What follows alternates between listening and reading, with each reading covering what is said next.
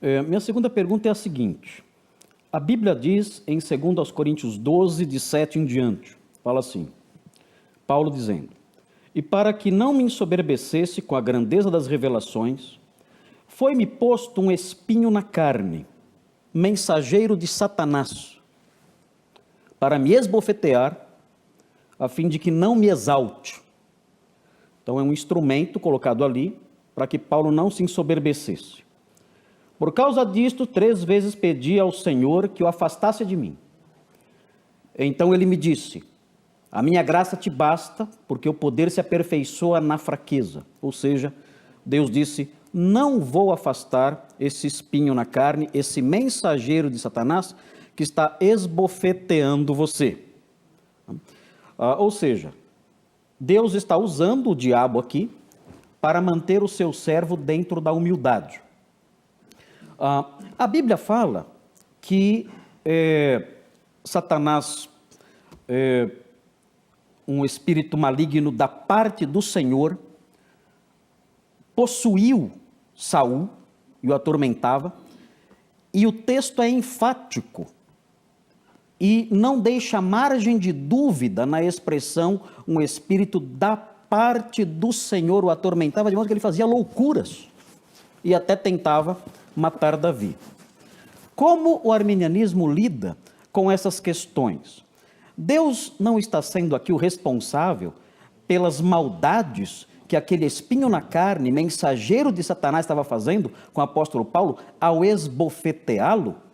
Deus não é corresponsável por cada bofetada que aquele espírito maligno causava ou desferia contra o apóstolo Paulo? Deus não é responsável também pelas loucuras de Saul, já que o espírito maligno era da parte do Senhor e fazia essas coisas? Como o arminianismo lida com isso? É a mesma questão. Como o arminianismo lida com isso e mantém Deus inocente? 3 minutos, pastor. Até parece que o pastor está contra Deus, né? Está falando com uma veemência, como Deus faz isso? Umas perguntas complexas, mas às vezes o jeito que o pastor coloca parece que ele está perguntando para o próprio Deus. Talvez até seja uma dúvida do coração mesmo que o pastor tenha. Bom, em primeiro lugar, o texto de Coríntios que ele citou, é só continuar lendo o texto.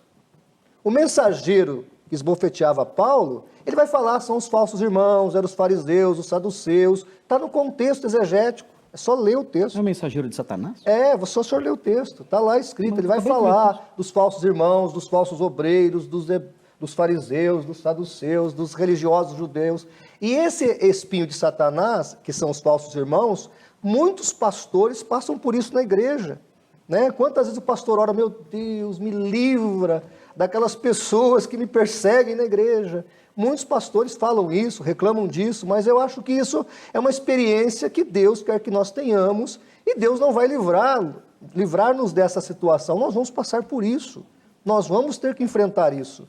Então, é claro que existem outras interpretações do texto de Paulo em Coríntios, mas a maior parte dos teólogos vão dizer que o espinho na carne de Paulo ali eram os falsos irmãos, a perseguição que ele passava, toda essa circunstância contextual que ele vivia, que o senhor sabe que não foi fácil, Paulo. Paulo foi apedrejado, Paulo foi morto, Paulo ressuscitou, Paulo sofreu muito, ou ele foi tido como morto, né? Ele passou por várias situações bastante complexas.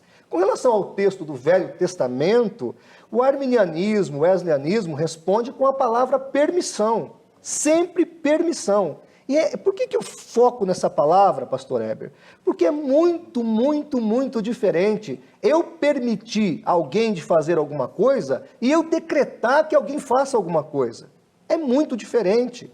Há uma enorme distância entre as duas palavras. E que nós observamos aí, que o pastor até citou muito bem, o próprio João Calvino às vezes tenta intercambiá-las, mas isso é para engodar quem está lendo ou quem está ouvindo. Porque é diferente as palavras. Quando eu decreto alguma coisa, eu quero aquilo, eu mandei fazer. Quando eu permito, é diferente. Eu apenas deixei que acontecesse. E nós entendemos que muitas vezes o mal age na vida das pessoas porque o próprio homem acaba dando liberdade para que o maligno o ataque. A Bíblia fala, se permanecermos na luz, o maligno não ataca. Se permanecermos na verdade, João vai dizer, o maligno não ataca. Mas quando saímos da verdade, quando saímos do princípio bíblico, nós abrimos brecha e aí o inimigo ataca. Tá bom, obrigado. Pastor Marcos, seus comentários. Não existe nenhuma base nos textos que eu li para falar de permissão, sei lá o que. Isso é uma inferência conveniente apenas. Isso aí foi inventado, acabou de ser inventado, para se livrar do velho problema. Na verdade, a Bíblia fala, com relação a Saul, que um espírito maligno da parte de Deus atormentava. O texto deixa claro, quando diz da parte de Deus, que foi o próprio Senhor quem o enviou. É isso. E era uma forma de punir o próprio Saul. Não é que um espírito teve lá o seu livre-arbítrio e, independente da determinação de Deus, foi lá e fez o que fez. O texto deixa claro que nada disso. Então é fácil criar um termo permissão e tentar fugir do grosso do problema. A palavra permissão, como eu já disse aqui, não isenta Deus de nada. Se alguém quer defender Deus que não precisa ser defendido, Deus não, eu posso afirmar tudo que eu afirmo aqui sem ter que defender Deus. Eu não tenho que defender, Deus faz o que Ele quer.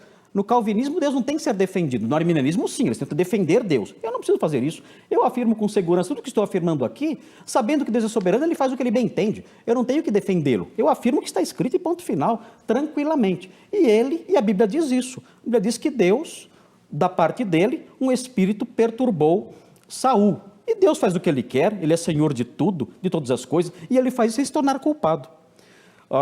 O texto de 2 Coríntios 12 fala que, independentemente de se esses instrumentos eram irmãos ali que estavam perturbando Paulo, ou sei lá, falsos profetas ali presentes, o fato é que havia uma atuação demoníaca lá. Tanto que ele usa a expressão mensageiro de Satanás.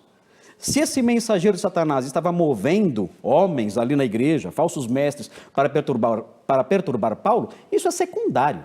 O fato é que esse mensageiro estava ali atuando sob a determinação de Deus, sob a permissão e determinação de Deus para manter Paulo humilde. Estava sendo um instrumento de Deus.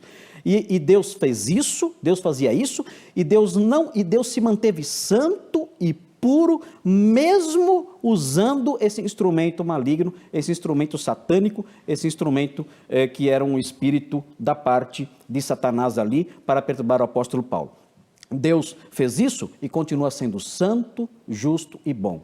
Seja Deus verdadeiro, e todo homem, e todo espírito, eu posso completar, seja mentiroso. Eu não tenho que defender Deus, não tenho que sair em busca da defesa dele. Não, eu apenas afirmo a sua palavra e creio que ele é soberano, ele realiza o que quer, ele usa o mal segundo os seus propósitos, ele não precisa ser defendido, eu não tenho que ser advogado de Deus. Não, os arminianos têm que fazer isso. Eles tentam fazer isso, mas não conseguem, dão respostas que não satisfazem a lógica que eles tanto querem satisfazer.